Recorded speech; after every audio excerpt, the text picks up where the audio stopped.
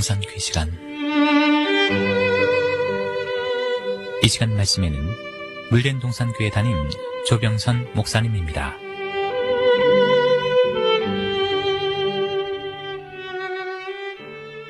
할렐루야, 평안하셨습니까? 오늘은 하나님은 우리의 회개를 초월하지 않으신다 두 번째 시간입니다. 오늘날 대다수 믿는 사람들조차도 자신이 죄인이라는 인식 없이도 축복을 받을 수 있다고 생각을 합니다. 이는 성경에 제시하는 올바른 회개와 그에 따른 축복의 원리를 알지 못하기 때문입니다. 그러므로 지금이라도 성경이 말하는 이 회개의 근본 원리를 제대로 깨닫고 제대로 회개할 수 있어야 축복의 자리뿐만 아니라 하나님 마음에 합한 자란 칭찬을 들을 수 있습니다. 하나님은 전능하셔서 무엇이든지 불가능한 것이 없으시지만 죄 문제만큼은 적당이라는 것이 통하지 않는다 하십니다. 하나님도 죄를 진 대가에 대해서는 어쩔 수 없다는 것이지요. 이는 하나님은 죄로부터 구원하시는 구원자이시기 때문에 죄 회개가 없는 사람들은 하나님께서 관심을 가질 수도 좋아하실 수도 없는 것입니다. 하나님은 그 죄질로 말하자면 참으로 악랄하지만 철저히 회개해서 오히려 하나님의 마음에 합한 다윗을 자세히 보라 하십니다. 다윗은 왕의 신분으로서 자기 신하의 여자를 범했습니다. 그것을 은폐시키려 수많은 거짓말을 시켰지요.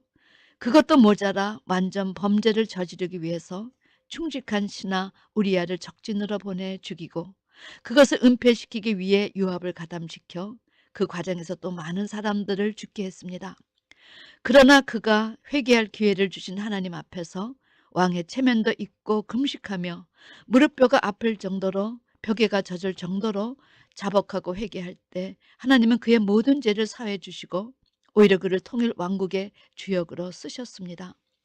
다윗은 시편 51장에서 하나님이여 하나님이여 구원의 하나님이여 피 흘린 죄에서 저를 건지소서 하나님이 구하시는 제사는 상한 심령이라 하나님이여 상하고 통회하는 마음을 주께서 멸치지 아니하시리이다.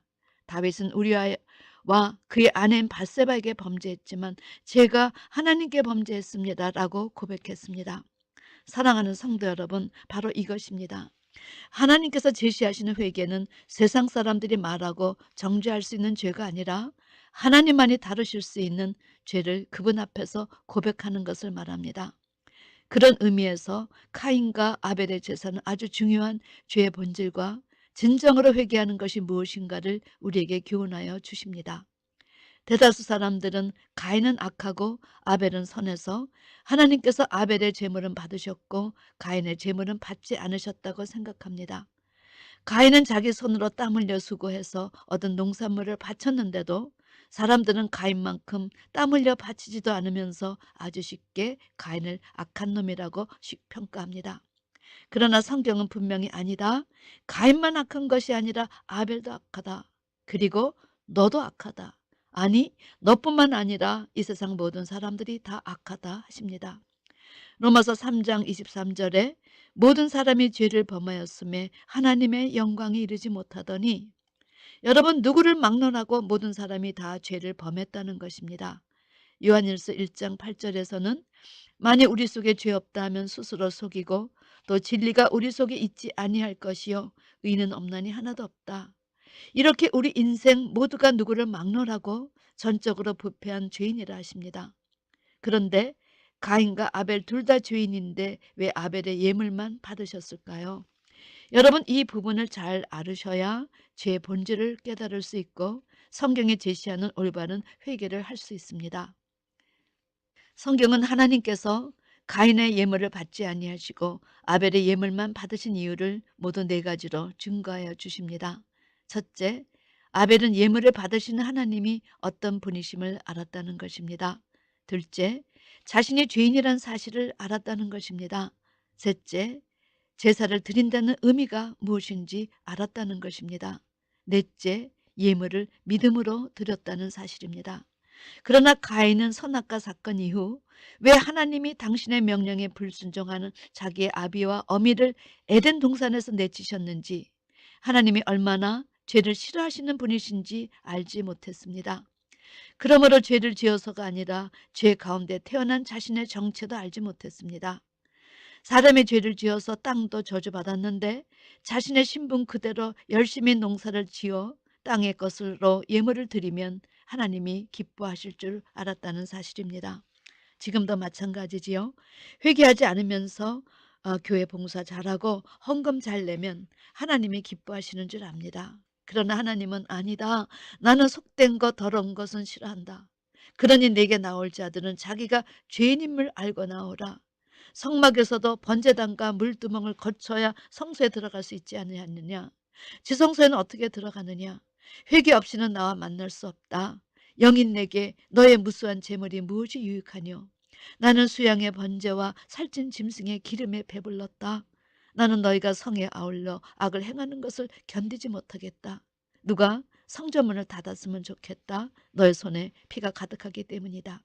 가인은 하나님께서 죄를 얼마나 싫어하시는 분이신지 모르고 예물을 준비했습니다. 레위기에서 제시하는 제사법은 다 어떤 의미적인 것을 가지고 하나님께 드리는 제사는 믿음으로 드리는 것인데 그는 자기의 생각대로 예물을 준비하고 그것이면 하나님이 기뻐하실 줄 알았습니다. 여러분, 모든 만물의 주인이신 하나님께서, 더 영이신 하나님께서 그 예물이 무엇이 그리 필요하시겠습니까? 그런데 창세기 4장을 보면 가인과 그 제물, 아벨과 그 제물이라고 기록되어 있습니다. 이 이야기는 제물을 드리는 사람이 어떤 사람인가에 따라서 예물이 결정이 된다는 것입니다. 가인에게 있어 문제는 그가 죄를 지어 죄인이 아니라 죄 가운데 태어나 죄인이란 사실을 몰랐다는 것입니다. 그러므로 자기 생각의 수준에 따라 예물을 들고 나갔는데 하나님께서 자기의 농작물에 풍성한 예물을 받지 아니하시고 어린 양 하나 달라당 잡아 바친 아벨의 예물을 받으시니 화가 나 안색이 다 변했던 것입니다. 그런데 아벨은 가인과 달라도 많이 달랐습니다. 무엇보다 가인을 낳을 때와 아벨을 낳을 그 당시 아담 내외 신앙이 많이 달라졌다는 사실입니다. 이는 아이들에게 어떤 이름을 지어줬는가에서 부모의 신앙이 나타나기 때문이지요. 아담 내외가 첫 아들을 낳고 간이란 이름을 지어줬습니다. 그 이름의 뜻은 내가 여호와로 인하여 등남하였다입니다. 이는 그들이 죄인의 신분으로 아이를 낳은 것에 대한 어떤 인식이 없음을 드러내줍니다. 그러나 아벨이란 이름의 의미는 공허, 허물한 뜻을 갖고 있으므로 이제 아담 내외는 둘째 아들을 다시 낳았으되 죄에 쓰이기 때문에 기대할 것이 아무것도 없음을 깨달았다는 것입니다. 이렇게 가인도 아벨도 똑같이 죄 가운데 태어난 죄인이요 악인이었지만 아벨은 자신의 정체를 알았고 가인은 자신의 정체를 끝까지 몰랐다는 것이 차이였습니다. 그러므로 아벨은 자기가 키우는 목축 중에서 첫 새끼 중 가장 좋은 것을 골라 잡고 믿음으로 나아갔습니다. 아벨의 심정을 성경은 침묵했지만 제가 보건대 아벨은 아마 이런 마음으로 하나님께 나갔을 것입니다. 여호와 하나님, 저는 죄인으로 태어나 저주받은 인생입니다. 제게는 하나님을 기쁘시게 할 수 있는 요인이 아무것도 없습니다. 더 그 어떤 것을 준비하여도 그것은 저주받은 땅의 소산이요 제가 죄인이기에 어린 양의 피 흘림만이 제사함 받는 기름을 믿고 믿음으로 나왔습니다. 하나님 제 죄를 사하여 주시옵소서. 제가 아벨은 믿음으로 나갔다고 표현했는데 이 표현은 제 표현이 아니라 히브리서 기자가 11장에서 증거해 주셨습니다.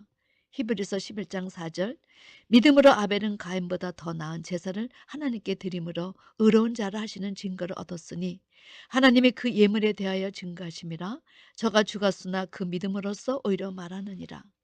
히브리서 기자는 믿음으로 아벨은 가인보다 더 나은 제사를 하나님께 드림으로 의로운 자라 증거를 얻었다 증언했습니다. 여러분, 믿음이란 단어는 말씀이 근거가 되었을 때만 믿음이란 단어로 쓸 수 있습니다. 말씀의 근거가 되지 않았다면 그것은 믿음이 아니라 신념입니다. 믿음과 신념을 다 같은 어떤 확신을 나타내는 단어이지만 말씀이 근거가 되느냐 되지 않느냐에 따라서 갈라집니다. 따라서 창세기 3장에는 어떤 기록이 없지만 믿음으로 아벨이 더 나은 제사를 하나님께 드렸다는 이야기는 과거 아비와 어미로부터 선악과를 먹고 나서 어떤 일이 벌어졌는가 일어난 사건의 정황을 들은 경험이 저들에게 있음을 제시해 주신 것이지요. 이 당시 아담은 죄를 짓고 하나님이 두려워 그분의 낯을 피하여 숨어 있었습니다. 그리고 하나님이 찾으실 때 하나님 벗었으므로 두려워하여 숨었습니다. 라고 고백했습니다. 그때 하나님은 아담이 고백한 것만큼 어린 양을 잡아 가죽옷을 입혀주심으로 부끄러움을 해결해 주신 사실을 그들 내외는 아들들에게 증거했다는 것이지요. 그렇지 않으면 믿음으로 아벨은 더 나은 제사를 드렸다는 이야기를 히브리서 기자가 증거할 수 없었습니다. 하나님은 철저히 자신의 죄인임을 깨닫고 믿음으로 어린 양이란 예물을 준비한 아벨의 의로운 자라 이렇게 증거해 주셨습니다. 그 표시가 바로 아벨과 그의 제물을 연락해 주신 것으로 나타났지요. 우리 모두는 이 가인과 아벨의 제사 사건에서 죄에 대한 하나님의 세미한 음성을 들을 수 있어야 합니다. 아담 안에서 모든 사람이 죽은 것 같이 너희들은 죽은 나무가 되어버렸다. 너희는 이미 생명나무에서 잘려나가 뗄감분이 될 수 없는 가지 상태인 것을 아느냐? 여러분, 성경은 예수님을 영접하기 전에 우리의 정체를 나무에서 잘려나간 죽은 가지 혹 죽어 이미 썩은 지 오래되었다고 정의해 주십니다. 그러므로 너희가 예수란 포도나무에 젖붙임한 경험이 있느냐? 그 경험이 없다면 너희들은 아직 원죄를 회개한 경험이 없다 하십니다. 가인은 하나님께서 자신의 예물을 거절하시자마자 그 동생을 쳐 죽여버립니다. 살인을 본 적도 없는 그가 마치 많이 보았던 사람처럼 동생을 쳐 죽였습니다. 사도 요한은 요한일서 3장 12절에서 가인같이 하지 말라. 저는 악한 자에게 속하여 그 아우를 죽였으니 어찐 영거를 죽였느냐. 자기의 행위는 악하고 그 아우의 행위는 의로움이라. 여러분, 가인은 겉으로는 그럴싸한 나무였지만 사실은 그 뿌리가 몹시 상하고 썩은 악한 나무였습니다. 가인은 선악과 사건 이후 에덴 동산에서 내침을 당한 아비어미가 지금 어떤 일에 땀을 흘리며 일하고 있는가에 대해 어떤 것도 깨닫지 못한 채 자기 생각대로 예물을 준비한 것입니다. 성경에서 제시하는 예물은 어떤 것입니까? 자기가 마음대로 정해서 드리는 것입니까? 아닙니다. 이것이 이방신을 섬기는 자들과 여호와 하나님을 섬기는 자들의 차이입니다. 그는 하나님도 몰랐고 제사의 의미도 몰랐기 때문에 믿음이 아닌 육적인 제사를 준비하였습니다. 그리고 죄를 회개하지 않은 상태에서도 하나님이 자기 예물을 기뻐하시는 줄 알았습니다. 아닙니다. 하나님은 회개를 초월하지 않으시는 분이십니다. 가인과 아벨 둘 다 죄인이었지만 아비어미의 증거를 통해서 아벨은 자신이 죄인임을 알았고 죄를 미워하시는 하나님을 알았습니다. 그리고 제사는 바로 죄사함을 얻기 위한 기회였음을 깨닫고 믿음으로 어린 양을 예물로 준비하여 하나님께 나아갔습니다. 하나님은 아벨의 죄 문제를 가지고 믿음으로 나왔기 때문에 그의 믿음을 보시고 그의 예물을 연락하신 것입니다. 지금도 수많은 사람들이 가인과 같이 자신이 한 번도 나쁜 나무임을 의식하지 못한 채 주님 앞에 나와 예물을 드리면 받으시는 줄 압니다. 아닙니다. 하나님은 내가 죄인인 줄 아느냐 물으십니다. 왜냐? 그분은 우리를 죄로부터 구원하시는 구원자이기 때문에 하나님의 관심사는 죄의 회개에 있습니다. 하나님의 관심사는 바로 회개한 영혼입니다. 아무리 그 인물이 박식하고 똑똑해도 그 영혼이 회개해야지 당신의 나라에 쓰임받을 수 있는 영광을 주시는 분이 바로 아버지 하나님이십니다. 부디 하나님께서 제시하시는 진정한 회개를 하셔서 하나님이 기뻐하시는 여러분과 제가 되기를 주님의 이름으로 축원합니다. 아멘.